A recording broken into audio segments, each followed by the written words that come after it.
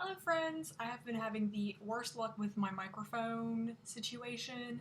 The built-in microphone in my camera doesn't want to work right, and so then my fiance set up like this nice fancy microphone for me to use, and it's not working right with my computer, so we're just doing my built-in microphone, so I'm going to be sounding a little quieter than normal, but this is what we're going to have to deal with today. Alright, let's get started. So I just posted page 4 of Pure Black. I posted page 3 on Monday. Because of my microphone troubles, I wasn't able to do a solo vlog for that page, so I'm going to combine them, which is fine because I'm posting both pages in the same week. So this is what we're going to do. Alright, we're meeting Katja and Ghislaine on today's pages. They are two of the main characters of the story. Katja is like the main character of the story. So I'm going to talk a little bit about creating those two characters. So the way I originally conceived of this story was I had this really interesting dream, and I thought it was just like a really fun story, and I wanted to share it with people. And at the time I was kind of into sort of making indie games, not very seriously, but just a bit, and so that was what I was originally going to do. It was like, oh, I'll make this cool like little RPG game. So the main character is like this girl from the dream, and then I'm going to have all these characters that fill these like certain roles for your party members. And so that's where Ghislaine comes from. Was I was trying to come up with party members, and her skills are something that you would want in one of your party members in an RPG. Alright, so I had come up with all these different characters, with them being RPG characters in mind, but then I decided that I wanted to just make a comic because I didn't want to have to depend on other people helping to make it. I just wanted to get done. From there, I was doing character designs for the two of them.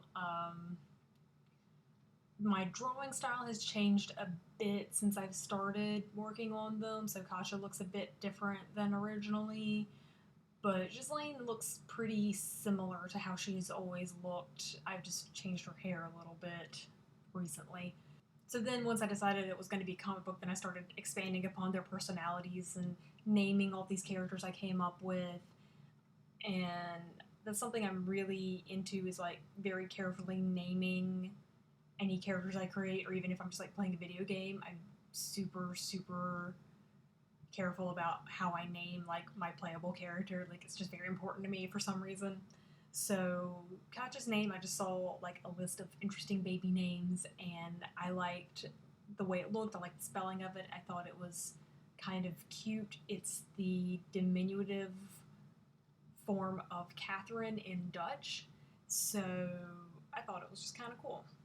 Okay, and then with Ghislaine's name, I had this idea for her family being French-speaking people.